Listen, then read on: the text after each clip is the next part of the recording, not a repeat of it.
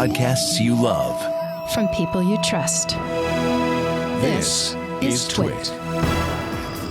This episode of All About Android is brought to you by Imperfect Foods. Imperfect Foods is catching the food that's fallen through the cracks of our food system by sourcing quirky yet delicious foods. Right now, Imperfect Foods is offering our listeners 20% off your first 4 orders when you go to imperfectfoods.com. Make sure and use promo code Android.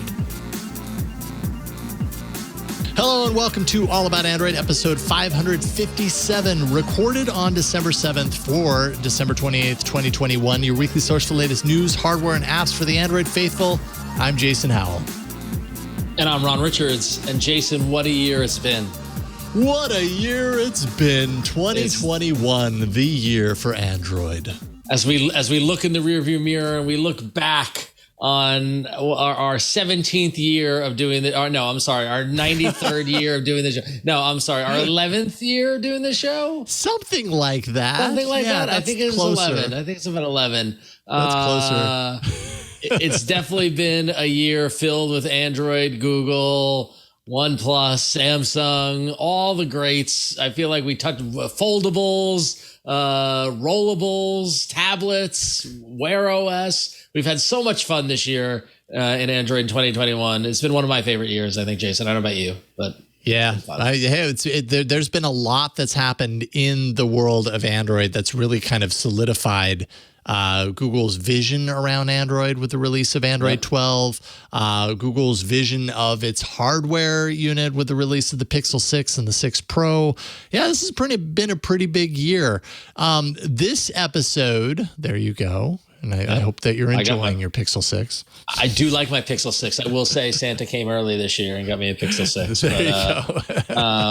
Right yeah, on. No, it's you're right. It has been one of those turning point years for Android as we've been doing this. After years of iteration, Android 12 really took a big swing with Material U and the new, the whole new interface and all that stuff. It definitely and it seems like Google's getting the Pixel line now in the 6th iteration on the tracks towards kind of consumer, not I want to say dominance, but presence. With everybody consumer attention. Yeah, exactly. All the critics raving about it. We'll be curious to see what happens as we go into 2022 to see how much adoption there is. Always keeping an eye on those sales numbers and that sort of thing. But it does seem like it was a good year for Google and Android. That's for sure. Yep. So, yep. Yeah. And it all started, as it usually does, early in the year, and we'll probably experience this here in a couple of months, with the leaks of the first version of the first kind of like version of the new the first iteration. There we go, of the new version of Android, and we had it really early on this year. So we're setting up, this is the best of 2021. We picked out some moments throughout the year, and the way this is going to play out is it's really going to be kind of like sequential. So we're starting at the beginning of the year when we got our first look at some documents that really showed early on what Android 12 might look like. And I think what's interesting about it is that a lot of it was exactly right. But at this point, we had no idea if it was certain or not. So that's going to be the clip that you're going to watch starting right now. So the kind of evolution of Android to dark mode took a few versions. And then, after dark mode was a thing, people started kind of looking towards a theming option. Like, why don't we have theming on Android? And we saw a little hint of that, I think, on Android 11. They integrated some of those tools, but it's not like a full system-wide theming. There's certain elements to it. Well, now we have some pretty big Android 12 leak news. There was a document that was shared with major partners that I believe it's XDA developers got a hold of. Basically, this document illustrates, at least to some degree, some of the major design changes that are likely coming to Android 12. XDA did say its authenticity cannot be completely confirmed, but they feel pretty strongly based on source and all that kind of stuff. And, everybody looking at this, it kind of seems like everybody's feeling like this is legit. So I will say before we jump into this, like, I'm excited because I feel like the last 2 or 3 years, if not longer, we talk about these major revisions to Android, and it's just become these little things that, yes, are meaningful and to the experience, but I feel like I've been kind of hoping for some like big sweeping change. And I don't know if this necessarily confirms that a big sweeping change is coming, but there's a lot in here and there's screenshots and everything. So if you're not watching on video, I apologize. Look it up or check out the video to see. But what is in there? I'll try and describe it for audio listeners. An updated notification panel UI, which is just trying to describe it, it's large, it's big, it's bubbly. All of the screenshots have this kind of like beige color style, which I don't know if that necessarily means like the new color of Android is beige. I think what it probably indicates is if there is a full system-wide theming option, this is one example of it, right? Like, you could theme it that way. You could theme it a number of different ways. This beige color theme just happens to be the one that is shown in these screenshots. So hopefully that's all configurable. Like I said, lots of big bubbly rounded corners all over the place. Some design aficionados online were really taking Google to task in these screenshots because a lot of like the rounded corners don't match each other. Like some of them are broad, some of them are really tight. So I don't know what's going on there. But definitely it's a design language that's different. Also in the widgets, some of the widgets that you see on the left-hand side of the screen that we're showing right now, and the widget picker, it's just a different approach on what we're used to seeing in our Android UI right now. And I don't know, my eyes are liking it. I'm curious to know what you guys think. I think after you, Flo. Thanks, Ron. I think it's really, I was looking at those screenshots earlier today and just thinking about what I was thinking about when I first laid eyes on, was it Lollipop Marshmallow, which was the huge design change when we officially got like the material design paradigm. And that was very much a design that was parallel to what we were seeing in just like the general vernacular. And I feel like now, this is just an example to try and make a point. When you go to Target, for instance, and like you walk into the big department stores and they have the displays at the very front and they're just like very perfectly color coded, usually because it's like where the clothing accessory section is. This UI, the examples of this UI that are on that XDA article remind me very much of the latest like blush craze, just like these very soft pastels as like hues. We've been seeing a lot of this in this Google product design. So it very much matches the kind of idea, the kind of way that Google would style you if this was a promo shot for, the Nest Audio or something or other. So I feel like it matches kind of softer. This. Yes, it's just this new, like very soft Android. And it's a very different approach from the hard angles, the layered material design that we're very used to, the thing that we sort of have known Android for all this time. And I think it actually makes it a little more approachable. Yeah, it's interesting because, Jason, you mentioned that, we've been, analyzing the recent Android versions and talking about the iterative changes and just like it hasn't been a sweeping kind of design paradigm shift. And I looked it up and like material design got added to Android in 2014. Yeah.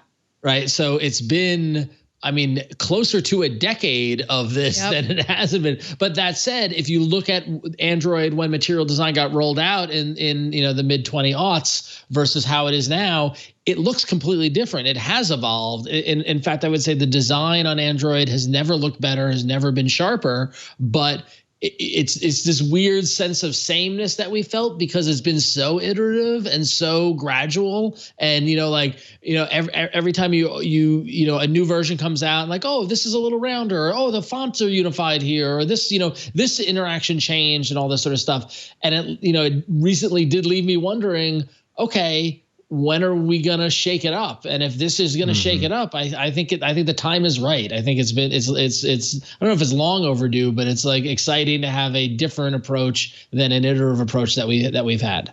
So it's long overdue. I think it's exciting. Yeah. It's long overdue. I want to just, I guess, put a theory out there that I sort of have, which is that, I don't know, Android has just always felt very, to put it plainly, nerd-centric. You know, I've been playing with some of these older phones lately that are on like Android 4, Android 5, because I've been playing with some like older hardware. So these are things that haven't been updated in years. And just that interface, it was a very hard sell back then because it wasn't really approachable for everybody. So I really like this new soft approach. I don't know. I want to dive deeper into it because this is not just an Android thing. The other thought I had when I first saw these screenshots is that, oh my God, it looks very like Apple-like. And just the screenshots I've seen with the way people have customized their new iOS home screens now that they can, go a little further with that. It reminds me very much of that approach. And I do like it. It does get me excited, and it does make me want to see what that's going to look like on a Pixel. Yeah. Well, and that's one of the questions that I have is, are we looking at Android, let's say like vanilla as a term we haven't used in a while? Like, are we looking at vanilla Android, or are we looking at the Pixel launcher? I'm not really quite sure. You know what I mean? And I suppose we'll find out, because I could totally see the Pixel launcher being, I guess where I come down on this is I'm excited for it. But the question that I have is, if we like it, and this was a look at a new Color OS or Oxygen OS UI versus a stock Android UI, would we like it then? You know what I mean? Interesting. Yeah. Like, so when it's not the stock Android, right. I'm totally guilty of this as well. And I know exactly what you're getting at. It's like, give me stock Android, and then any variations on this, I'm always like, it's not what it's meant to be. It's not what it's supposed to be. And it's a little too Samsung UI for me, or whatever it might be. Too stylized. That's a very good point. But the thing is that the Android stock UI is what the baseline is. And then and what happens on top of that, then to your point, just gets completely compared, or gets analyzed in comparison to that stock as that baseline. So Flo, to your point, this blush kind of, I know someone in the chat room called it feminine, kind of style to it. If that was the baseline, that's a very good question, because honestly, while I like the idea of seeing something different and a new design paradigm, I hope this is a theme, because honestly, that color palette doesn't really resonate with me. It's a theme. Yeah, it is a theme. Yeah. Google is bold colors, and I think just they're introducing that as sort of, I think that's what we're going to see. Let's just say this is for real. That is something that we would see on the advertising, because that is how the current crop devices are being stylized, which of course appeals to me, because I'm a suburban mom. So I'm glad you're embracing it. Come on, have you guys not noticed all the collared shirts I've been wearing the last couple of weeks? Like, slowly my wardrobe is turning into like a woman's zone. So another thing I noticed, another thing, not about your clothes or anything about this, is this would be Android 12. Android 12 is S, if you really want to continue going down the all right. The treats and stuff. This is a very soft look. So maybe this is Android soft serve, or Android soft drink. Well, soft. Like it wouldn't be a soft serve is better, because that could be Carvel, and I'm game for Carvel at any time. Soft drink isn't really a dessert though, Jason. So it's not a dessert, but it is a sweet treat. Could it be? Is it a? Okay, maybe. Yeah, it is. It's like the sweetest of treats. It's like literally sugar water. What if it's a Mr. Softy? I'm actually, this is a divisive topic, Flo, that you're stepping into, because Mr. Softy is beloved by many. I've only had it in the East Coast. But and the classic Mr. Softy truck in Manhattan is a well-known kind of thing. Yes. But I am firmly on the side of Carvel. Carvel there is no greater delight in the world than a Carvel soft serve hot fudge sundae. Oh, it's wonderful. So, all right, now I'm hungry for dessert. So this one is perfectly in tune with today's theme of autos. This one comes in from Kyle from Tampa, Florida. Kyle writes, I was listening to last week's show in my car and was enjoying the conversation everyone was having about Android Auto and in-car audio. I just took this picture and wanted to say that even though I mainly listen to the audio version of the podcast, that is not how I pictured Jason Howell and Florence Ion looking. And we do have an attached picture of what Kyle is referring to. Now, for the audio listeners, I'm going to describe to you. There is a picture of, I don't know who these people are, but they seem to be from a hairband of the 80s. And I have to say that I actually kind of do have hair that looks like the male, more like that person the guy on the right. Got the bangs. I would say their hairstyles are very. I mean, this is what I asked for my stylist. I said, make me look like an 80s dad. So, well, I was going to say, Flo, I mean, I know you're Bay Area tried and true, but you don't have to get your hair cut like Steve Perry. I mean, look, I haven't left the house in a while, so not a hard and fast rule. Yes. Now, I think what's interesting about this is, Kyle, you are not the only person to send this. Yeah, in. you're in not. Fact, this is a common.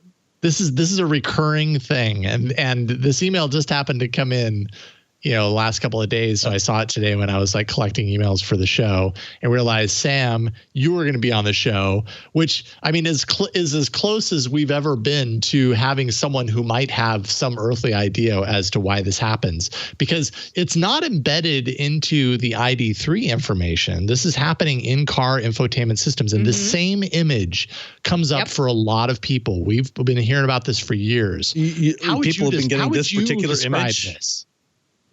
What's that? People have been getting this particular image for this particular All About Android. This is not the first time we've seen this for years. Well, these two people. Based on what I can see here, this actually looks like a Toyota screen. That's what I was going to ask you next. What the UI was? Yes. Yeah, I'm pretty sure this is Toyota's Entune system, which is always a bit flaky anyway. So my guess is it's probably picking this out of some cache that it's got somewhere. Dang, we need to go to Toyota HQ. Yeah, that's a weird one. It is weird. I've had cars, pull up odd album art for podcasts, on their built-in systems from time to time. But this is definitely a strange one. We've been getting this for years. This is an annual thing that somebody either tweets or emails us about. So if this is truly a Toyota thing, then I would like to propose that we go to Japan and, once the world is safe again, get some sushi. We go to Toyota HQ and we knock on the door and we ask them to let us in and we tell them that this is an issue. Let us in. Works for me. I'm up for a trip to Japan. This is an issue. Someone in chat said, too bad you can't do a reverse image search. And I'm like, wait a minute. Why can't we? Well, yeah, you could take a screenshot, go into Google, take a screenshot of there. Because really, I just want to know who those people are. Just the album art. Let's see here. Will I be able to pull this off? I want to know who this is. I want to know who I am in this world that exists. I bet you this is just like some Toyota, alternate universe that exists. Oh my gosh! I figured it out. Who is it? Who it is? Oh, I love this. This is so great. Okay, so I just pasted in. It's a Getty Images image of All About Eve. Wow. All About Eve. There it is. United Kingdom, January 1st, photo of All About Eve, who is Julianne Reagan. Oh, 1980. 1980 is the image.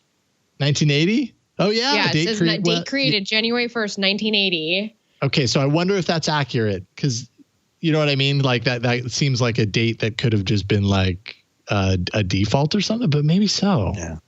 Because this is a high res looking image. There they are. So there we are, Flo. Wow, that's us. I'm furiously Googling this English. Yeah, this couldn't have been 1980 because their highest charting single was 1988. Nice. Whoa, Burke. You just superimposed her picture on Flo, and there was some This is getting weird, guys. I don't know who I am in this alternate universe, and I don't have access to her. So this is really this is a lot for me right now. This is a lot, but you know what? We've gotten a couple of steps closer to figuring this out. We at least now know who they are. We still have no idea why they keep appearing on All About Android. Should we invite them on the show? Ooh, that's like next level right there. Now you get. I mean, if you could find them, I doubt they look like this today. I'll just say. I mean, they're just in England. Maybe we could have Matteo take a train and go find these people and be like. That would be amazing if we got them on the show. You know what it probably is.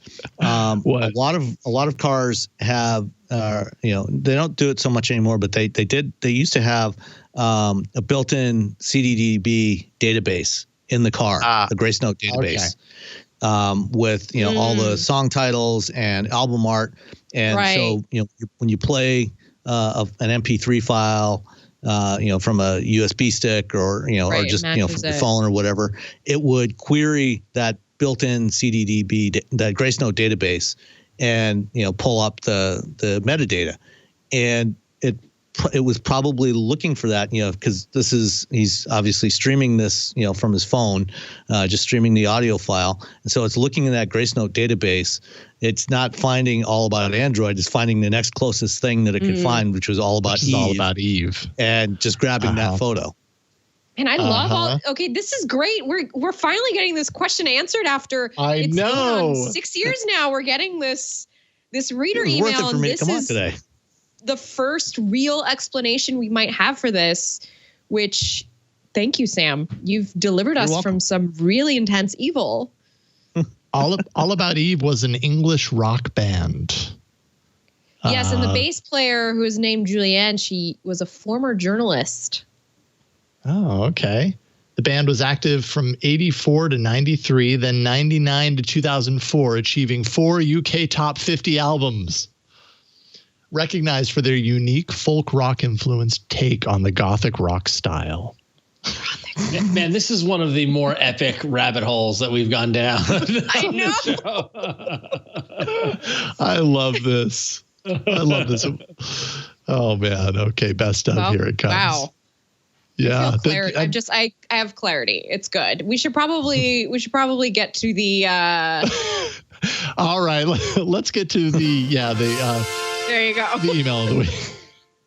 I mean, that could have also been the email of the week. We just didn't know. That should have been the email of the week, to be honest with you, after all that. Yeah. We didn't know, Kyle. So you are an honorary emailer of the week. So there you go.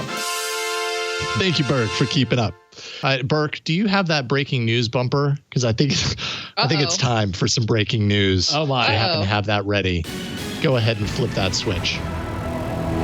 Oh, yeah. End of the show. End of the show. Right as we're doing our outros. In that sign-off block, I went ahead and put a little tweet in there. Wade County in the chat room posted a Twitter link to Julianne Reagan, who is the one of 2 band members of All About Eve. And the tweet itself is very underwhelming. It says rare lockdown pleasures at Simon_Reeve with a thumbs up. But if you really zoom in on the bottom, at least in my browser, you see that it was tweeted from Twitter for Android. Excellent. We got to get her on the show. So there's something an here. Android There's user. An Android I see user. it. Yeah. I don't know why it doesn't show up on whatever Burke's showing for a video, but I see it as the date and the time says Twitter for Android.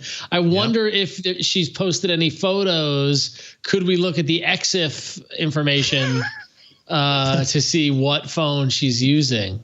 She does have a Facebook. This is amazing.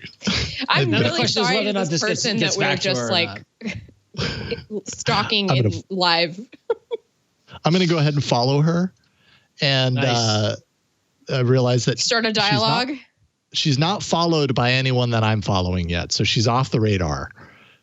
I don't want to freak her out either, but this might actually happen, y'all. This would be amazing. This would be some huge fan service, and I'm here for it. Totally here for it. Anyways, thank you everybody in chat for doing your investigative work. That is amazing. All right, before we check out any more clips from the year, we want to thank the sponsor of this episode of All About Android, and that is Imperfect Foods, a new sponsor on the network and a delicious, dare I say, sponsor on the network. Everyday delicious food, delicious groceries. They're falling through the cracks of our food system because of how they look, right? Imperfect Foods is turning this around. It's sourcing quirky yet delicious foods and then delivering them to you in a way that's proven to reduce emissions. Isn't that cool? What if getting your favorite groceries put time back into your week instead of taking it away? Well, with the weather getting colder outside, that's why I'm wearing a sweater today, you can stay cozy inside and let Imperfect Foods deliver you intentionally sourced groceries. And all it takes is a few clicks. Imperfect Foods is a grocery delivery service that's offering an entire line of sustainable groceries. They taste delicious. It also reduces waste. And did you know in the last year, 35% of the food supply went unsold or uneaten in the U.S.? That just feels irresponsible. That feels wrong that that's true, but it is. Visit imperfectfoods.com and you can see if they deliver to your area. And once you sign up, you can personalize your weekly grocery order with fresh, seasonable produce, pantry staples, yummy snacks. Oh my goodness. I got this bag of chocolate covered pretzels with a little bit of like candy cane sprinkling on it. Oh, it was delicious. I started eating them. I couldn't put them down. Plus your order is going to arrive actually in the same day each week. So you can count on it, right? You can build your grocery list around it. On average, Imperfect Foods customers save 6 to 8 pounds of food with every order. And unlike on-demand delivery companies, Imperfect Foods delivers weekly by neighborhood, a unique model that actually produces 25 to 75% fewer emissions than individual trips to the grocery store. That's responsible right there.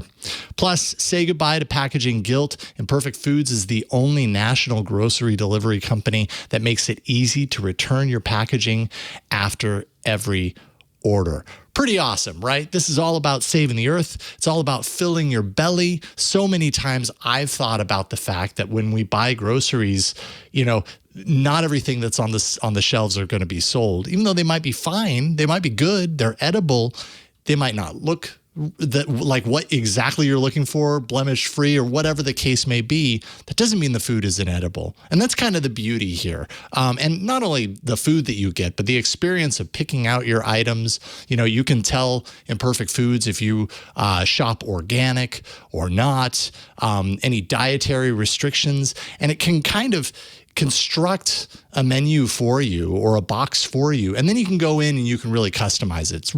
It was super simple, a really great experience. Right now, Imperfect Foods is offering our listeners 20% off your first 4 orders when you go to imperfectfoods.com. Make sure and use promo code Android. Again, that's 20% off your first 4 orders. That's up to an $80 value at imperfectfoods.com. And make sure and use that promo code Android. Imperfectfoods.com, promo code Android. And we thank Imperfect Foods for their support. So something that we talked a lot about on the show, this is a topic that we talk about a lot. And no, it's not YouTube Music, it's Google Photos. And that's just because Google Photos is a really great app and service. And it's comes one of those frequently. It's one of those omnipresent apps. I feel like every year as we look at our best apps and apps we won't use, it always comes up in our most used lists and things like that. Yeah. But I got to say, this is the first time in a very, very long time that Google Photos was not talked about in positive light. Well, we were just a little shocked, I'd say. So let's play this. Yeah. Sometimes reality hits you in the face, and Google Photos did that to us this year. So let's revisit that moment. Google Photos apocalypse is happening. Yes. June 1st today. Google Photos free storage is over, so that ship has sailed. Bye bye. Who rolled out the Google Photos? Was it Osterloh or was it the other guy? Who was the guy who was really excited about Google Photos? What was that guy's name? Remember, it was right around the time of Google Plus. Yeah, no, this was was it Vic Indotra maybe? I can't remember. I honestly can't remember. I'm trying to flex my my Google foo right now. Your knowledge. Yeah. Anyway, so maybe you can find that while I'm talking about this. But yeah, I think it was Vic Indotra. I think it was Vic Indotra because right around the time of Google Plus and Google Photos, and it was great, and it all worked together and all this sort of stuff. And a big part of it was that it was free. And as part of it being free, you got free high quality uploads. So you're able to upload stuff at full res and store it there. That's over. So no more free high quality uploads for most users. Uploads begin to count against your Google account storage. So those of you who, if you look at the bottom left of your Gmail and you see how much percentage storage you've taken up on Google, Photos will count towards that. And photos uploaded to your library prior to today do not count against that quota, only for new images going forward. So there's not like retroactive billing or anything like that. It's just like, this is the brave new world. You've got a storage quota for Google that is Gmail, G Drive, Google Photos. It's all under one roof. And if you need to expand that storage, guess what? You can pay like everybody else does. Yep. Does this change how much we love Google Photos for you, either of you? Because Google Photos is one of those like, right? That's one of those like gems of Google's crown, right? I consider it definitely one of the premier Google services. I mean, it's definitely one of the ones that I've used the most and valued the most, which is why so basically right now I'm working on a Hands on Tech episode that's going to publish tomorrow, where I take the Synology DS920 Plus network attached storage, and I figure out how to basically replicate the functionality of Google Photos on my own network attached storage. And it's not impossible. I don't even want to say that it's like difficult, because outright it's really not difficult. It's very time consuming, and it's not a one-to-one replica of what we've come to experience with Google Photos. But then I realized at the end of that, like, okay, so I go through all the heavy lifting of trying to, do this. Gosh, maybe it just makes sense to continue paying for Google Photos, because if I've loved it as much as I have, which I do, then why not? Why not pay for a service that's actually pretty amazing, And that's the point. The point.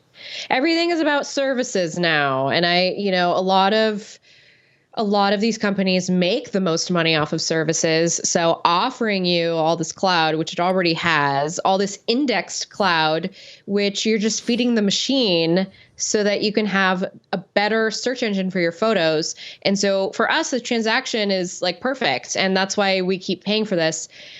Even me, like I went to look in my Google One account the other day.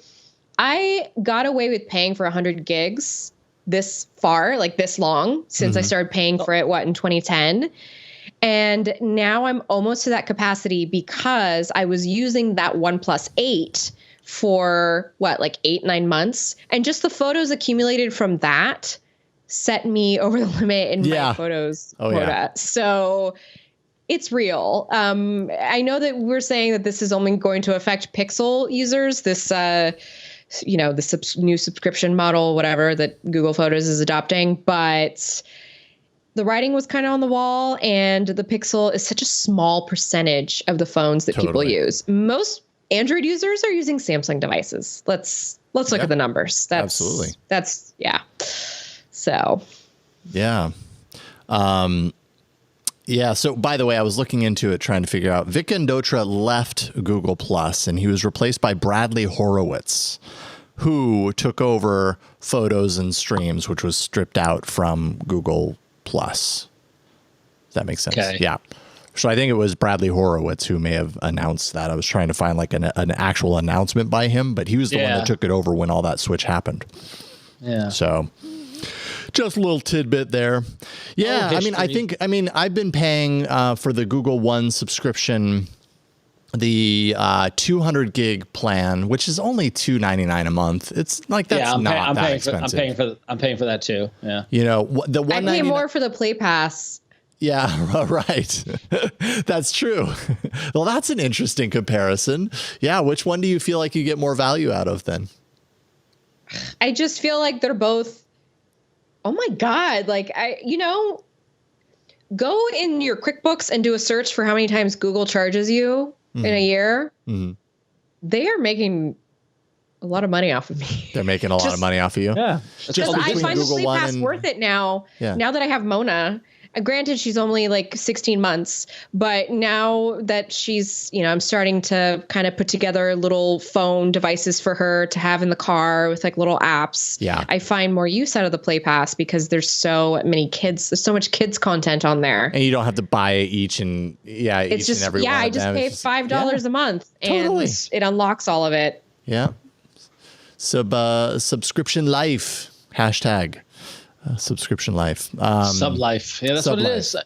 Yeah. I mean, this is the new, I've said it on the show before, but I remember in like 2007, when I was moving to San Francisco and I was hanging out with my dad and we were talking about Web 2.0 and stuff like that. My dad's like, we are all going to die a death of 1,000 micropayments. Mm-hmm, yeah. He called it. He was prescient in that, and that's the way everything was going. And that's what happens now. You just get charged a little here, a little there. And that's why things like Truebill and like Google Pay and stuff like that are, was it Truebill or whatever, the services that like analyze your bank account to tell you what because you might not even know what you're paying for, because it's so easy to be like $3.99, $2.99, $6.99. It adds up. So make it a habit every couple, do it like Labor Day weekend or this past Memorial Day weekend. Take some time out to look at your bank account statement and make sure the things you're paying for you actually want. Yeah. I think Google Photos absolutely, and Google Storage absolutely falls underneath that catch-all.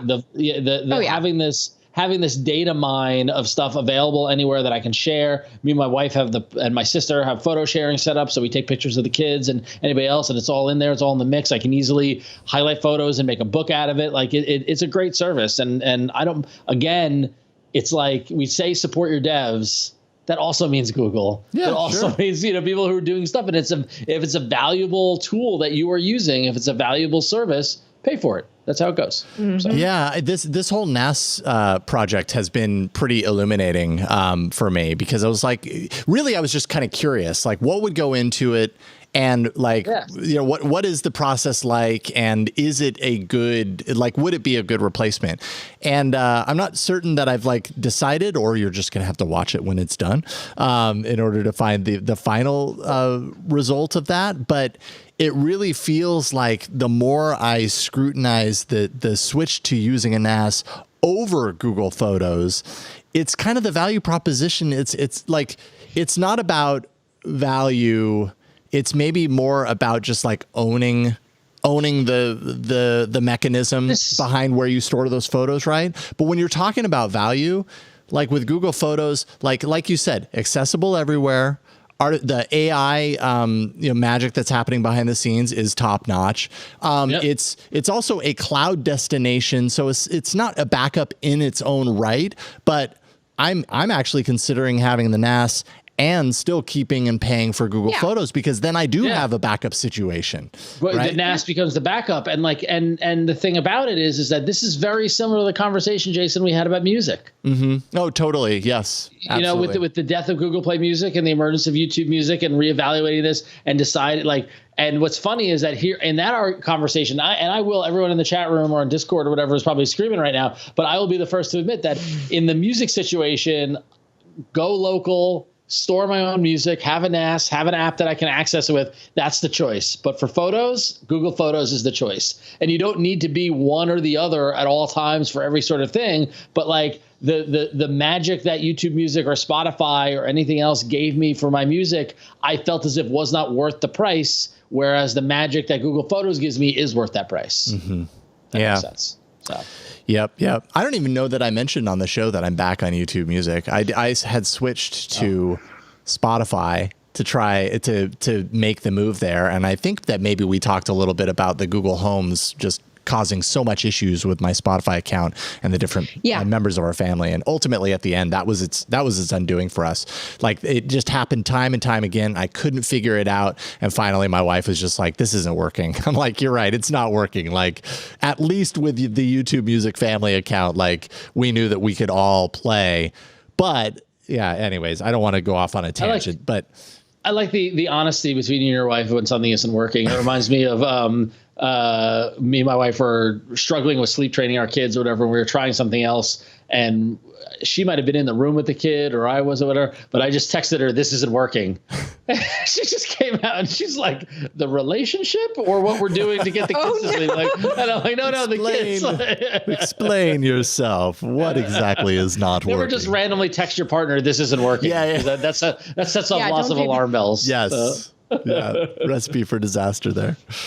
So anyways, so it sounds like we all kind of agree as far as this is concerned. Like, even with the knee-jerk reaction when we first heard this news, I'm sure that I was a little fearful of like, oh, wait a minute, they're pulling the rug out. I'm seeing some folks in chat and Discord. Cousin of Jai even said, you never get as much functionality as AI Megadon Google, but you will never have to worry about being held hostage. And that's another part of it too, is people feel like it's the rug being pulled out from under them and they're being pushed into a position that they didn't think they were going to end up in when Google was promising free unlimited.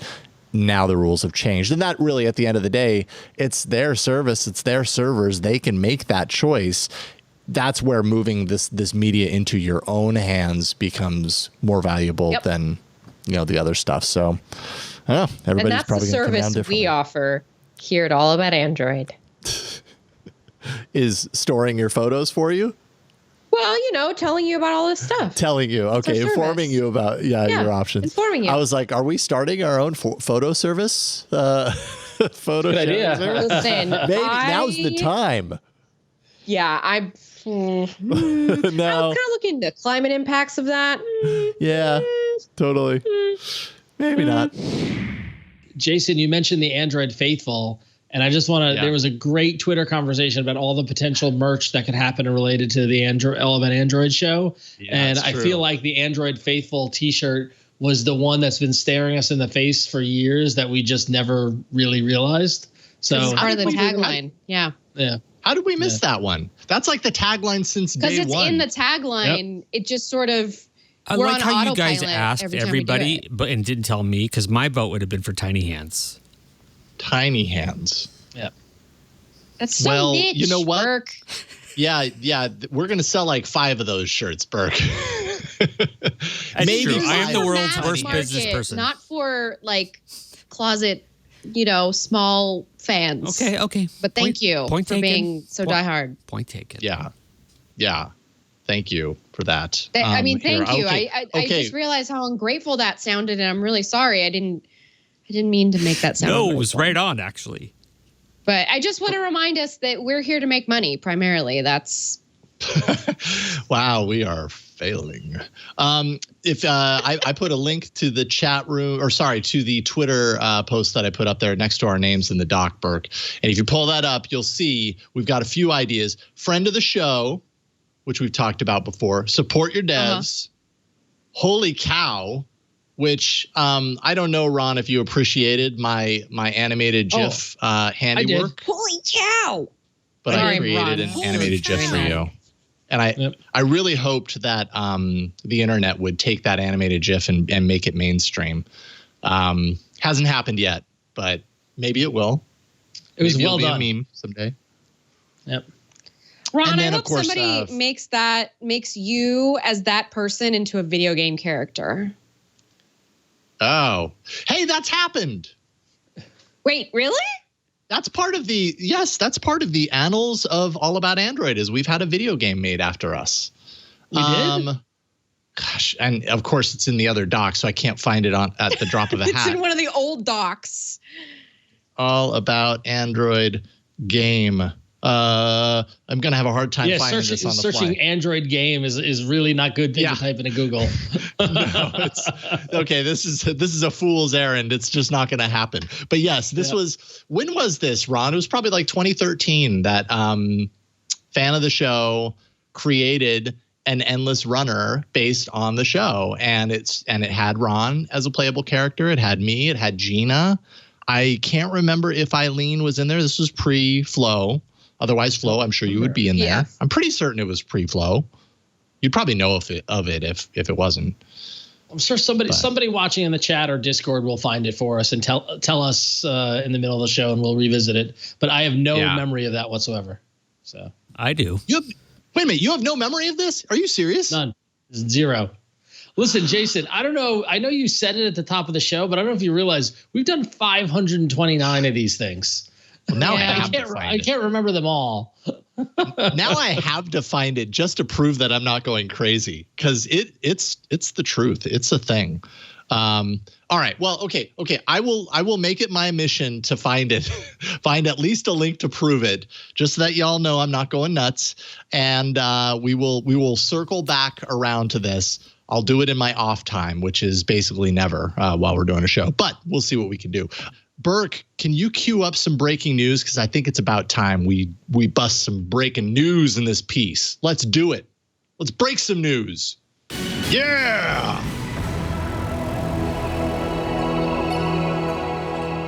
Oh, right, What happened? Credit where credit is due.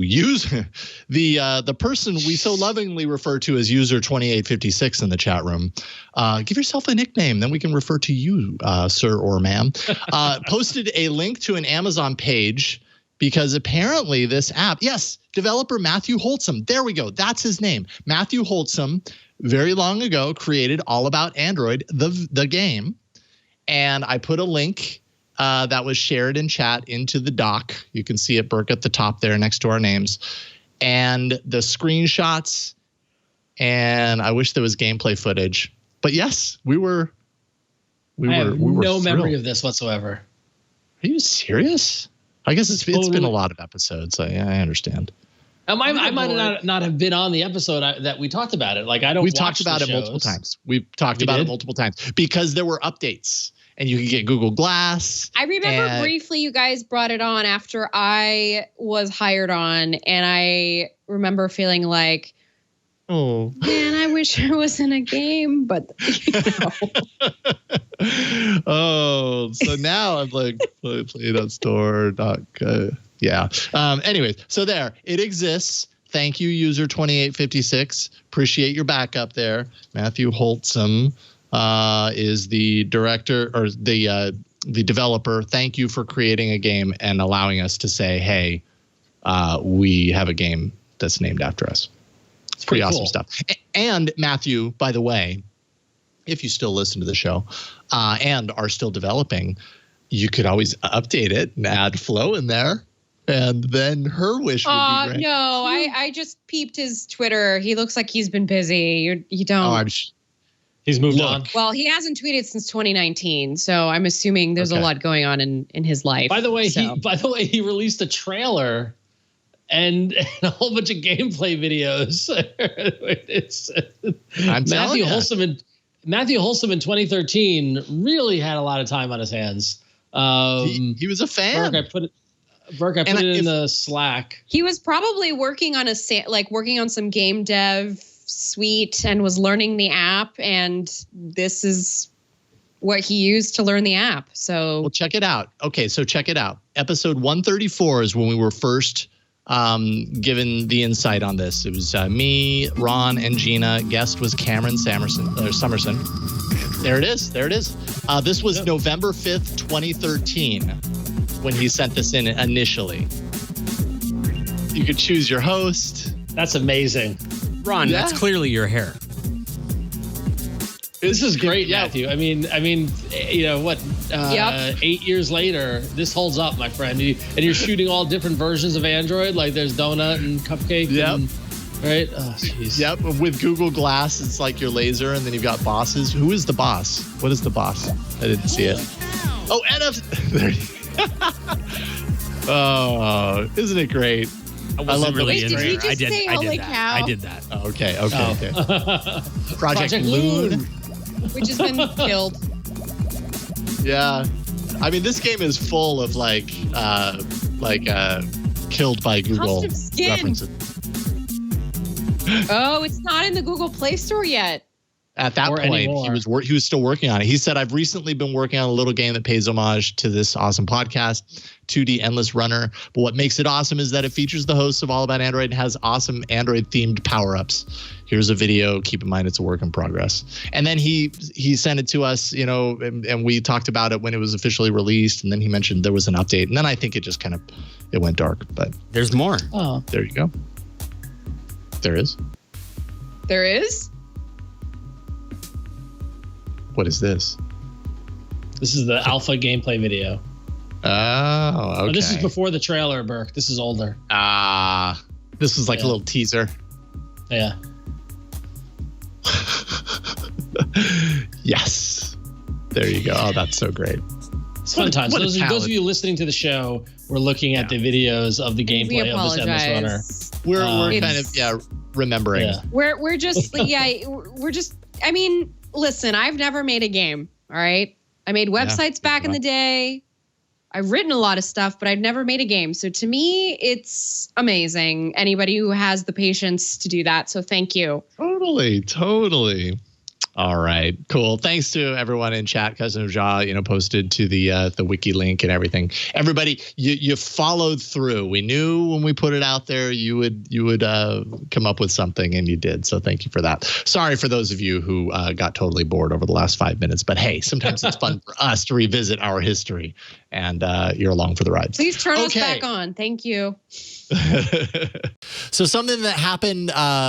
Well, it really began last year, but really kind of matured throughout this year and kind of became the fourth host, or whatever you want to call it, is the email of the week. And I got to say, I am addicted to that dang noise so much. I think there's nothing more I look forward to than trying to say email of the week enough to make Burke or Victor, or whomever is running the controls, have to press that button. There's nothing better than and the only thing better than the email of the week on a single week was that time that we went a little crazy. We went a little bit crazy. You're absolutely right. And it just worked so well. It's the kind of thing you could only do once, one episode ever, but we did it. And that's happening right now.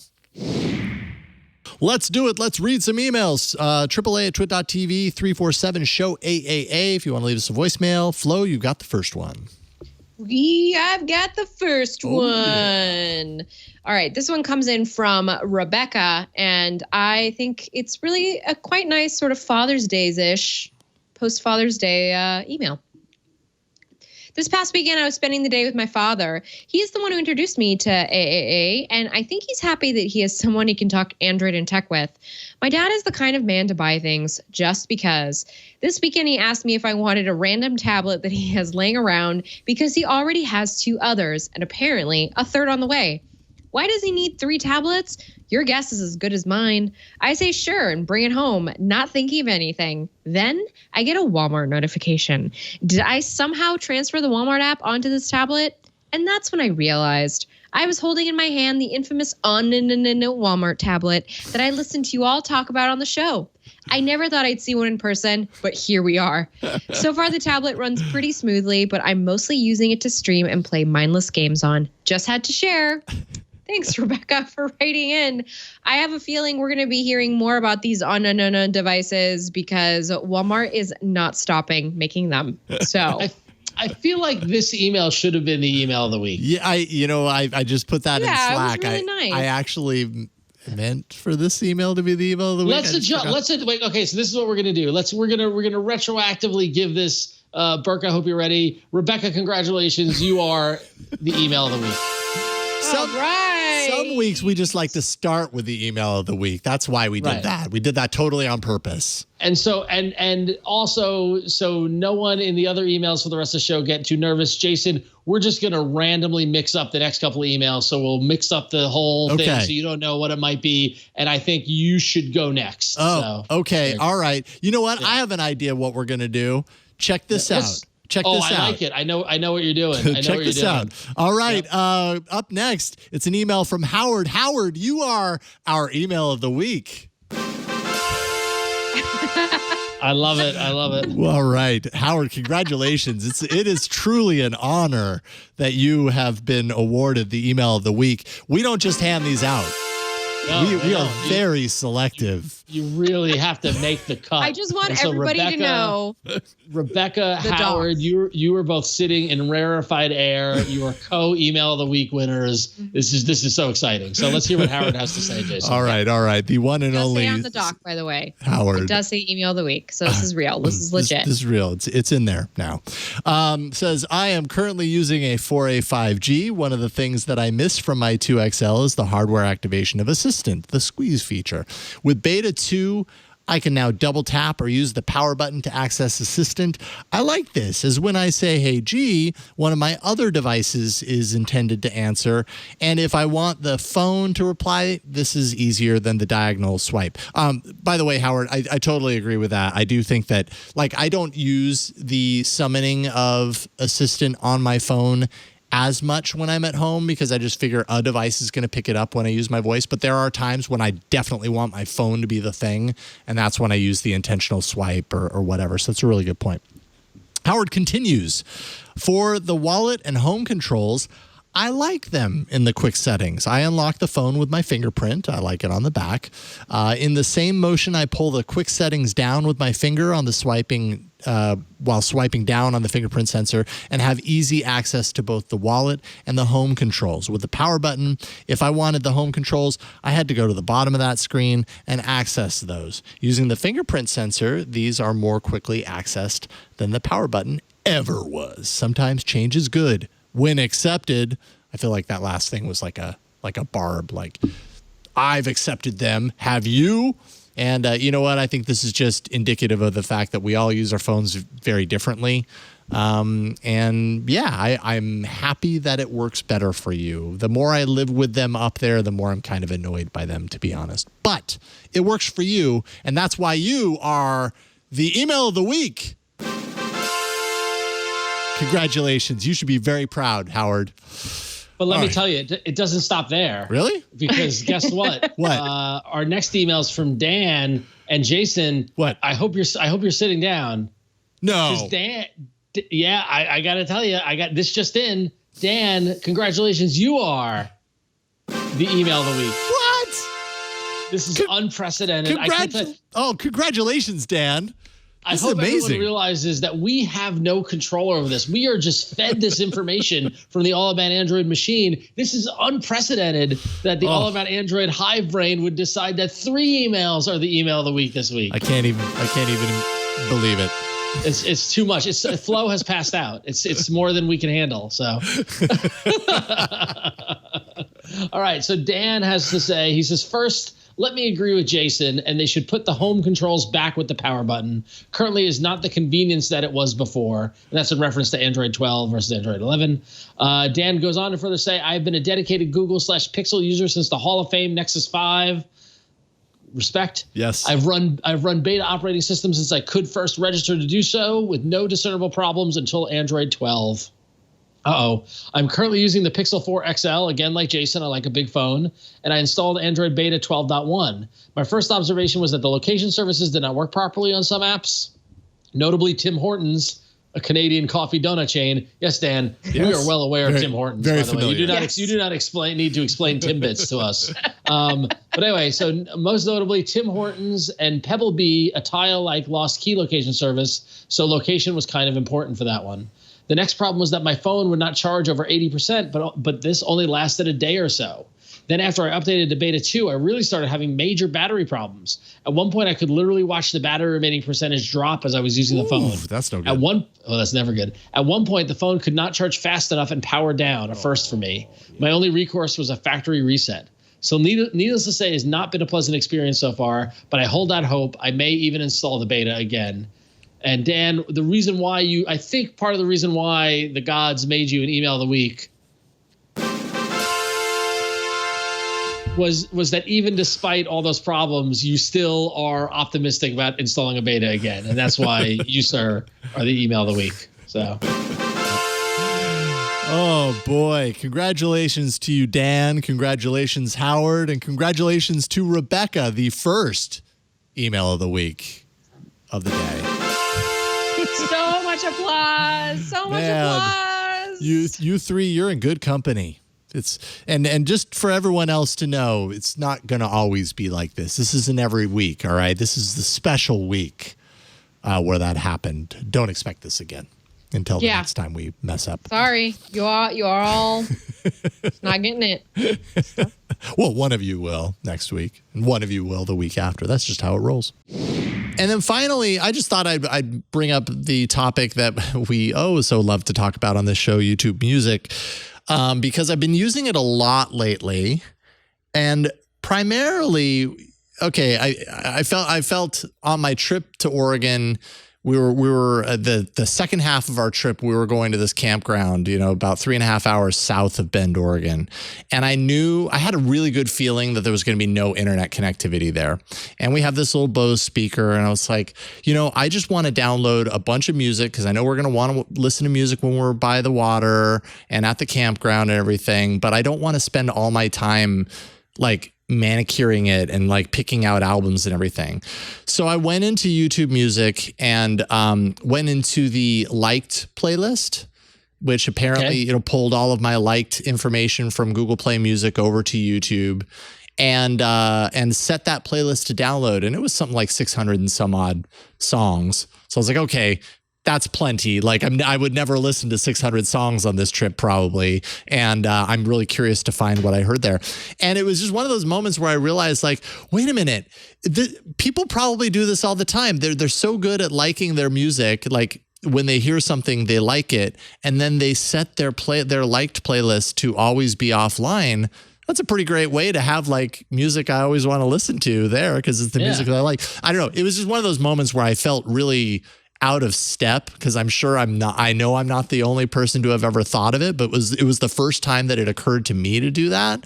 And so ever since then, I thought that was so cool because I started listening to, in listening to that playlist, I was reintroduced to all these songs I'd forgotten about that years ago I had liked. And I was like, oh, yeah, I do like that song a lot. Where's that song been for the past 5 years? And so I got really into listening to that playlist because I was like, man, this is I'm rediscovering all this music that over the last 5 or 10 years I was really into and I took the time to like, but I completely forgot that I did it. And so now ever since then, I've been going through all of my uploaded library, all of the albums that on Google Play Music I had added to my library, their albums through the subscription, but that I added to my library. I've been going through and kind of having just a really great time rediscovering music in my catalog. Maybe this has less to do with YouTube Music, more just to do about music in general. But it's been a really cool experience to go through and be like, oh man, Beck has some really awesome albums. I totally forgot about that. I'm going to listen to this, and rediscover some of this stuff. And in the process, I'm going through and liking more things to build up that liked playlist. And I don't know. I just thought it was a neat kind of journey, and I guess that's a thumbs up. I like that part of YouTube Music, but yeah. Interesting. Well, let me. Can I give you a thumbs down for YouTube Music? Yes, counterbalance. For some reason, I don't know about you, but I mean, the majority of YouTube Music I listen to is via the Google Home. Yeah, and it is a distinct and complete different experience than using the web app or using the mobile phone app for some reason, directly in tune with what Google decides to play and what it thinks I want to hear. Yeah. So case in point, I was listening to a song by a band called Quicksand which is one of my favorite bands. They're a post-hardcore band. You know, they have a new album coming out on Epitaph. Like they're, you know, like it's great. I have all their albums. I have all this stuff. I listen to them a lot, right? And so I said, great, play Shovel by Quicksand. And so I was doing the dishes. I was listening to that song. And then the next song was a Frank Sinatra song. Okay. Wow, what night and day difference, right? And the next song was a Louis Prima and Ella Fitzgerald song. And then the next song was a song from Frozen. And then the next song was and it was literally like it was almost as if like on TV or in the movies when the robots like malfunction idea, like just throwing out like whatever. Yeah, it was just like I was just like, what is going on? And I'm finding its ability to pick up the genre I'm listening to based off the song I'm listening to is really for some reason affected. Yeah. And I don't know if it's the YouTube Music app on the Google Home, because my thought is that the YouTube Music just would pull the mobile app or pull the service and just feed that to the Google Home. But I think there's a different thing going on that device. So the first song that you played, was that in your library? Yes. And so maybe what it's thinking, not on YouTube Music. And it's not on you. So maybe in that regard, well, no, like you probably don't have Frozen in your own library, right? Yeah, no, I don't. I do not. So maybe at the end of that, it's like instead of it playing more of that genre, it's just playing more like of what you have listened to in the past. Pick up the genre from the ID3 tag in my library. That would be amazing. But that would make sense. Like, wouldn't it be able to do? It sees in the metadata that it's the same artist as Quicksand, who it has, you know, in its system. It has 5,000 subscribers. That's so wildly different to go from that to Sinatra to Frozen, and like who really wants that widespread? I mean, right. No one's looking to mix death metal with Disney soundtrack, you know. No, yeah, and not that they are, but I'm, you know, that would happen. I understand that I'm confusing it because I have kids listening to Frozen all the time, but like it's Google, it's YouTube. It should be smart enough to know that when I'm listening to hardcore, that I don't want to listen to Frozen next, that I don't want to listen to, you know, Peter Pan next. Like it should be able to be smart enough to realize that it's me and not my kid. Like this is the problem with it. This is all mashed in, and don't even get me started on, despite having every setting to not play music videos, it continues to play music videos. So I haven't had that problem. It keeps my music videos off, thankfully. Yeah. But do you feel like Google Play Music did that, like that same scenario would have done it right? And what is right? Yes. What is right is playing the appropriate genre or similar. It would have stuck to the genre. Yeah. Yep. Okay. It would have stuck to the genre. It would have stuck to the universe of bands. Like almost imagine like there's like a mind map, and like this band is related to this band is related to this band. Totally. They should have that. Yeah, absolutely. And I felt like Google Play Music understood that and did a good job with it, more so than YouTube Music. Yeah. Yeah. One thing that's been irritating me in this whole liking discovery that I've been doing lately is the fact that is just an indication of how separated uploads are from the library. But like we already know that. YouTube made no qualms about the fact that like, oh, we're not integrating your upload library with our thing. They're kept in separate silos and they're completely different. Where that sucks though is as I've been liking things, I realize like, oh, I have this album by Radiohead, let's say, and I'm in my uploads and I thumbs up a few songs. And then if I happen to search for Radiohead and find that album in the library, those likes are not translated. So that like exists over in my uploads, but it doesn't exist in the library, or sorry, in the streaming services version of that album. So if I then thumb it up there, it appears in the likes playlist twice. And isn't that, you know, and just silly things like that. Like, would it really be that hard? I mean, I'm not a developer, so maybe it is that hard, but that seems, I don't know. This sucks. Yeah, it just sucks, and that's the thing. And like, I don't know. I'm just frustrated by it. But the thing is, I tell it to play, you know, Beauty and the Beast, and it plays all Disney songs for my kids. So or play, you know, or you know, 10 in the Bed, Roll Over, and it plays all the so like it doesn't all of a sudden start playing hardcore during the kids' music. So I guess I'd rather have Disney music pop up while I'm listening to my music than my music pop up when they're listening to their music. Yeah, totally right. oh, almost asleep. You don't want that. Yeah. And don't even get me started on the fact that YouTube Music is only for 13 and up. Like I can't even set it up with voice match for my kids. The second it knows that it's family link and that it's my kids, then it says you are not allowed to play. So if they're going to their Google Home trying to play something and I have voice match set up the way I used to be able to do with Google Play Music so that they could only get music that was kid appropriate and not adult, adult themes or words or whatever. Like you could do it before, you can't do it now. So I have to leave it totally open, which means they hear a lot of things. At this point, we're beyond the point of like policing it. We're like, okay, just know that this is like a song that you listen to here and you don't talk about with your friends, because at least I have no alternative. Like, I'm sorry. At least your kids are of that age. Mine are 2.5. And I will say literally just this morning, well, first off, just even before that, for the past couple of months, they'll want to hear a song. And my daughter will say, play, Let It Go on the Google. And she'll like point towards it, like on the Google. But this morning we put on a song from Moana for my son because he wanted to hear it. And my daughter just walked up to, I have the Google Home Mini in our bedroom. And she just walked right up to it and went, oh, I'm sorry, I did it. I'm sorry, but that was, I apologize to everyone who I just triggered. But sorry. But my daughter just walked up and said, okay, G, to the device. And was like cracking up because we're like, how does she know how to do that? Because she hears us doing it. Yeah, so it's totally. Yeah. So it's just a matter of time. The kids pick up on it. Yeah, they're right there. Yeah, they're going to start throwing commands at that thing. That at the point that they can ask Google to tell them a story, that's pretty awesome. Yep. If they're figuring it out, teach them that. That'll blow their minds. Yeah. One of our constant themes, Jason, I feel like that we're always talking about, there are two themes I think that comes out a lot, is the comparison to the folks across the street at Apple, right? Yep. And we're always Android versus iOS. That's always a constant topic.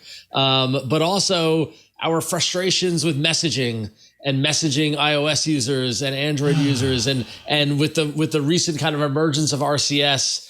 We've had a lot of opportunity to think maybe we'll come to a promised land, but we actually had the intersection of Apple and RCS happen this year. Those two topics collided numerous times, and it led to some fireworks, right?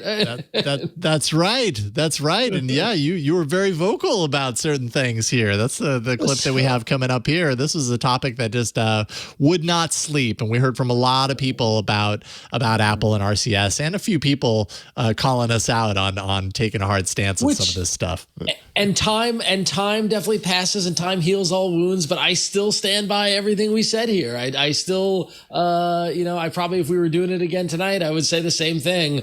I feel passionately about messaging and get frustrated by Apple at times. So I can only share how I feel. That's why I'm here. So. That's why we're all here. Let's check out the clip right now. It's great. It's been a while since we had Chuki on the show, which is awesome. And it's also been a while since we've had another friend of the show on. But to intro him, we've talked on the show a lot, hoping that Apple might someday support RCS on the iPhone. But now our friend of the show, Google SVP Hiroshi Lockheimer, has been tweeting about it, in fact, in response to a story about pro golfer Bryson DeChambeau's green bubble breaking iMessage group chats. Hiroshi tweeted, and I quote, "Oh, here's Hiroshi. Hello, for our video viewers, you can see our good friend Hiroshi." Welcome back, Hiroshi. And Hiroshi says, "Group chats don't need to break this way. There exists a really clear solution." Capitalized RCS. Here's an open invitation to the folks who can make this right. We are here to help. Unsurprisingly, Apple is still very quiet on its intentions around supporting RCS. But good on you, Hiroshi, for bringing it to Cupertino. I like it. I like Hiroshi. Yeah. So, Chuki, what do you think of the RCS rollout in general, and does it, are you using RCS? Have you noticed it? Does it not even impact you, or? Well, I don't really do anything with text messaging in terms of like developing. I do use text messaging, and I do have friends that are on the Apple side of things, which. They like to use this feature where they like a message, but then it come through Android as Judy liked blah, blah, blah, blah, blah, and then repeats the whole message. Right. Oh, I hate it. Hate that. And Yes, it is very irksome.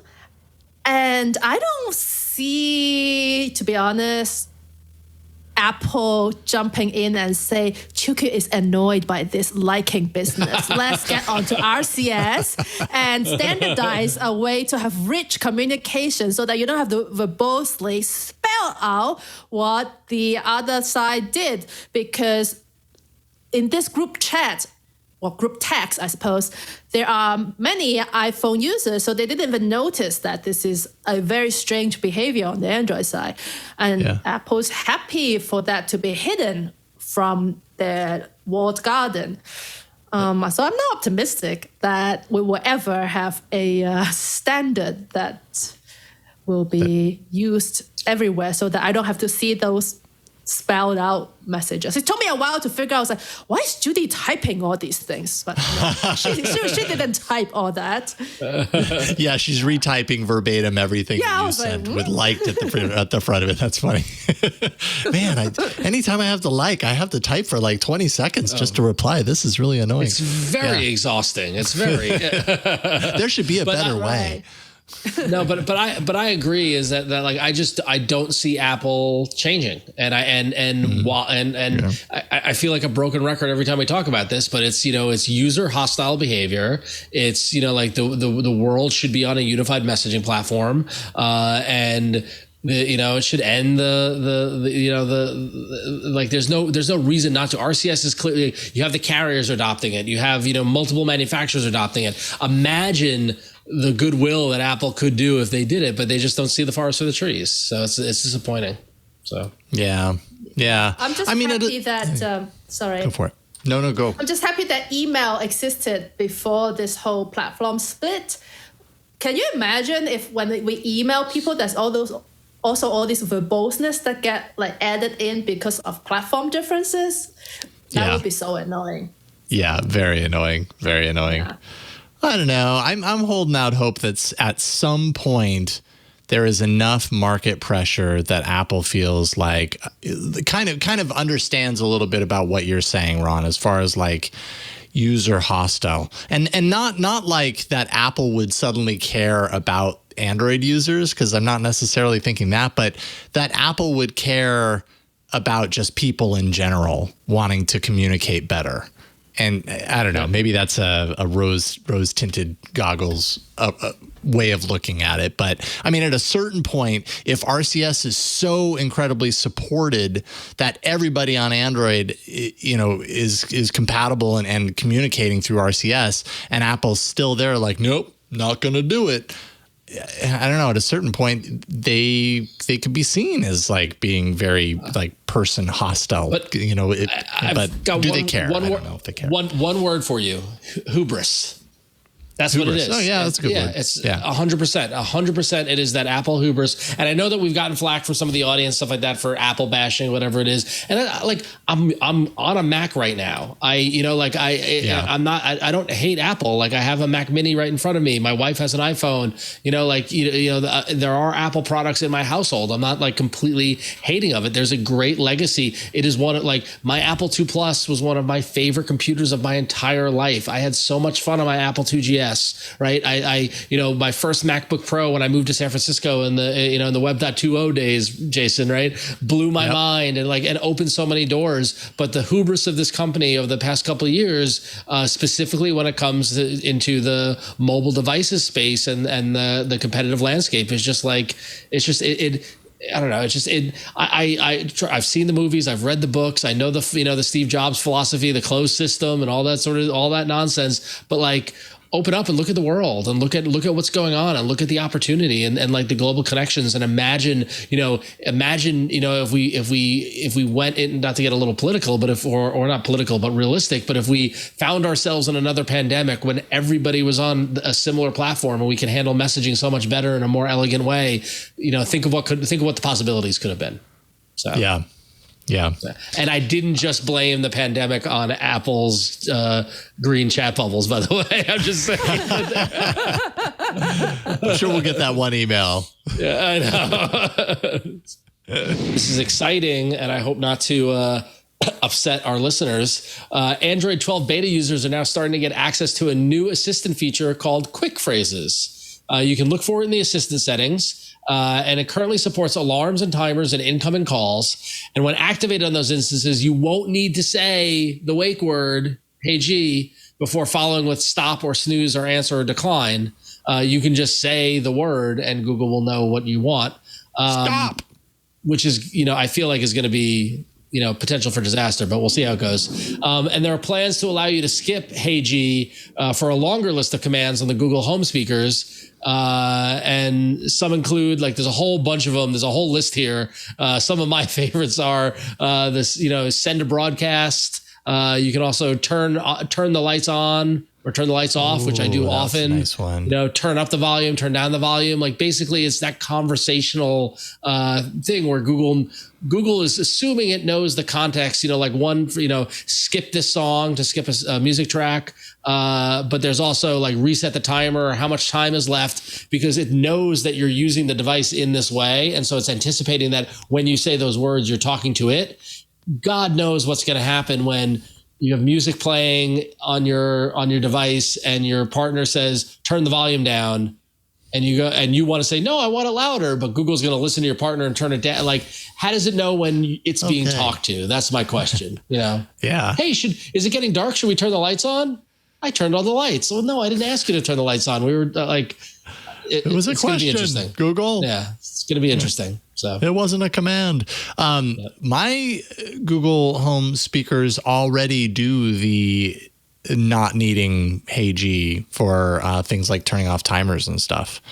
So this seems to be an expansion of that. I've been using that for, I don't know, more than a year at least. Yep. Have you noticed that? I don't know if you have a Google Home device in your house, Chuki, but I mean, on our devices, if I set a timer in the kitchen and it starts beeping at me with the Google Home, I just say stop. I don't say, hey, G, stop. I just say stop and it stops. And I don't know when they roll that out. So this seems to be kind of an extension of that. Do you have any of these devices in your home? I'm muting because it's raining really hard outside. And there was thunder that went through. So I'm like, I'm so jealous. I wish it was raining here. On your show. I actually, it's interesting. The Google Home that I have, which I got through different events, I didn't buy it. I don't really use it. And I only use it when I'm cooking and I want to listen to a podcast at the same time. Yeah. So I don't interact with it that much. And it's sometimes it's frustrating because when I'm cooking and I want to listen to some music and then I will ask it to get to the next song or things like that. I don't know. Maybe I don't use it enough. It's always quite confusing when I listen to a podcast and I want the latest episode. It never knows that I want the latest episode, and it always brings up that episode I listened to 3 months ago and say, this is where you left off. I'm like, well, it's the NPL Politics podcast. I don't want to listen to the one from 3 months ago. Can you just clear it out? Can I just expire my podcast?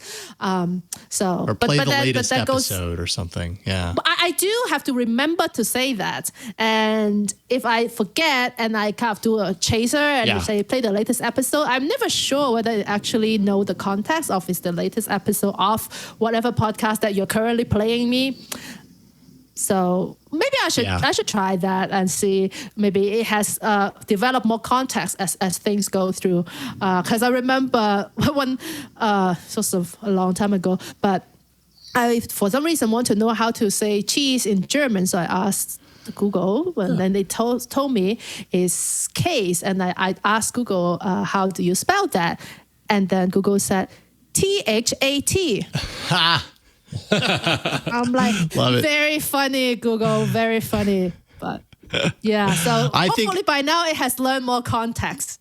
Yeah, for sure. For sure it has. I mean, if that was a couple of years ago, that's been some of Google's announcements around Assistant and on the home devices for the last couple of years, is that they're really honing it in so that it understands the context to know that when you say, how do you spell that, you're actually referring to the word you just asked for initially, not the word that. So I guarantee you it's particular interaction again just to see. Yeah. It'd be interesting to see if it figured it out. I would guess that it probably would. I've noticed a definite improvement as far as that stuff is concerned. But still, at the end of the day, it comes down to syntax, and sometimes the syntax isn't right. Sometimes the syntax, you get it right, and it still just comes back with something that's totally baffling, like that thing you posted to our WhatsApp not too long ago, Ron, where you're specifically asking for this song from this album. Can we show it? I feel, I don't know. I want to be so hang on, Burke. I'm going to give you the link. I posted it to Twitter. You can see it on there and we can run the video. I don't know if you can play audio or not, Burke, but yeah, I threw it into the doc. So basically everybody knows my problem with Google, with the Nest Home Hub and YouTube Music lately. And I ran into a situation that just had me cracking up, which was my kids. And I don't know if you want to play the video, Burke, and play the audio. I don't know if we can for everybody to hear it, but yeah. Yeah. Apologies on the Hey G that'll come through. Yeah. Oh, sorry about that, everybody. But yeah. No, it's fine. All right. Play the song Skidamarink by Andy and Susanna. Tonight by Andy Williams. Sure. Playing on YouTube Music. What? It gets better. Play the song Skidamarink by Andy and Susanna on YouTube Music. What's Up by Four Non-Blondes. Sure. Playing on YouTube Music. Oh, that is so frustrating. So I was literally by Andy and So I was literally, as you can hear me, I was literally asking to play a kid's song called Skidamarink by a musician group called Andy and Susanna that I know is on YouTube Music because I'm subscribed to them on YouTube Music. And I play the album for my kids all the time. And I sat there for a half an hour asking it over and over again. And it either gave me Andy Williams songs or random 80s and 90s songs that had none of the words that were asked for it. And I went back and forth with Google, the Made by Google Twitter account on this. And I was like, no, you're not, because they linked me to the previous time I complained about YouTube Music on Google, and well, you need to do all that stuff. I'm like, no, something's broken here. And other people on Twitter were saying they were seeing similar things where it clearly, I'm speaking clearly, and it is coming up with something completely different. And I never got an answer why, and it's still happening. So. And what's weird is when you watch that video, you see it spells out, how when you use your voice command, it spells out. It heard what I said. It heard exactly what you said. Yes. So it's not even like it misheard you. It heard, it translated it, and then it's almost like those visual they're like designs that can throw off facial recognition systems. It's just like the pixels in just the right place to make it, even though it looks like fuzz to us, it comes up with Lionel Richie or something. It's kind of like that, but for Google Home devices, it's so weird. I don't understand. Crazy. Yeah. Crazy. In a way, it makes me feel slightly better that it's not that I'm talking wrong to Google, right? Right. It's that they have their own idea of what people mean. Yeah, or there's something going on there. I've totally experienced that too, where I'm like, that's not at all what I asked for, and why? There's no way for me to say this any clearer than I am. Yeah. I guarantee you, it's interpreting it correctly. Right. It's just firing off the wrong command as a result. Yeah, and it seems like something's wrong. Seems like something's wrong, and here's the problem with support is they don't listen. They have a script where they're like, "Oh, are you sure do you have a subscription to YouTube Music? Are you sure you're using the right account?" It's like, I don't know how to be like, "Yeah, I'm in the know." I don't want to be like, "Do you know who I am?" But do you know who I am? And it's just oh boy, that's so frustrating. Totally. Yeah, it is. So I'm convinced. I am adamant about getting it solved. I will go all the way up to Hiroshi or Sundar if I need to. I want to get this because I know that there's a problem. But so whatever, we'll find it. Yeah, someday. Yeah. Ooh. Okay, we got to start with this one. Cousin of Ja. Yes. The question: what are your individual top 5 devices for the Android Hall of Fame? Top 5. 5's a lot to come up with. 5's a lot. 5's a lot. Well, this goes back to my thing. I think it was last week where I said someone's got to be documenting these because we're just rattling off Hall of Fame entries, and the only one I remember is the number 1, which is the Nexus 5. But I feel like other devices have gotten in. So All right. I'm documenting. So Ron, Nexus 5 for sure. Nexus 5 for sure. We're all in agreement. I feel like in order to get in the Hall of Fame, you need everyone to be in agreement on the panel. Okay, fine. Yeah. I'll agree with Nexus 5. I never owned it, but yeah. All right. Oh, it was perfect. Well, yeah, maybe this isn't about anointing to the Hall of Fame. This is just like, I think Cousin Ujah's question is, what are your individual top 5 devices for the Android Hall of Fame? So if you could pick 3 devices, let's say if you could pick 3 devices to be in your Hall of Fame, what would they be? Mm-hmm. So Ron, you definitely have the Nexus 5. Definitely the Nexus 5. Mm-hmm. The first Chromecast dongle. Chromecast dongle, okay. Mm-hmm. That counts, right? Mm-hmm. Yeah, I mean, it's a hardware. Yeah, totally. It's a device. Yeah, it's a device. Yeah. I think that counts. And I got to go the Nexus 7 tablet. Nexus 7. That is a classic. I would have to agree with that. Mm-hmm. Yeah. Now, Flo, you said you never had the Nexus 5. Does that mean that you wouldn't put that into your Hall of Fame? What would be your top 3 picks? No, I have had a lot of friends who the Nexus 5, they kept it around like even after so much longer than they should have, to be honest. Yeah. It was because it was such a good device. Definitely the Nexus 7. We were having kind of a love fest on that last week on Twitter. The first Pixel is the Pixel 1. A lot of things for me. Yeah, it changed a lot of things for my expectations from Android. So I feel like the Pixel deserves to be in that Hall of Fame. And I think we could all resonate with like our first Android phones. So for me, that was the HTC Incredible. That's not a Google. It's not a Google device, but it is an Android device. Doesn't have to be a Google device. No, totally. Yeah. HTC Incredible, that was a big deal back then. Yeah. Absolutely. Yeah, it was. Absolutely. It was. And I had that phone for 3 years because we weren't upgrading as quickly back then. No, that's probably part of the reason why so many people were rooting and ROMing, because we wanted to like squeeze every last drop of usefulness out of our devices. We had them, for so long. Okay, so Nexus 7, Pixel 1, HTC Incredible, Ron, Nexus 5, Chromecast dongle, Nexus 7. Man, okay, so I definitely have to put Nexus 5 in there. That's one of my all-time absolute faves. It's hard for me to argue with Nexus 7 too. That was a pretty awesome tablet, and such a shame too, because it was so good. And then we really and then it just evaporated, like it was there so really tiny too. It was so easy small. Nexus 7, like Google bottled up something magical there, and now Apple is capitalizing on that with the iPad Mini. Yeah. Anyways. Okay, so Nexus 5, Nexus 7, what would my third one be? I mean, it could be any number of things. Part of me agrees with you, Flo, Pixel, although I might pick the Pixel 2 over the 1. I think the Pixel 2 was a stronger device, but I don't think I'm going to put that in there. I think I'm going to go with the OnePlus 1, because that was a device that when I got that device, I was like, oh cow, who is this company, and whatever they're doing, they need to do more of that, because it was awesome hardware. It was super cheap. It was totally unknown. It just really was such a surprise that it was as good as it was, considering it was a company we'd never heard of. I agree. So I'm gonna put OnePlus 1 in there. Yeah, that's a good choice. Didn't like the marketing at first.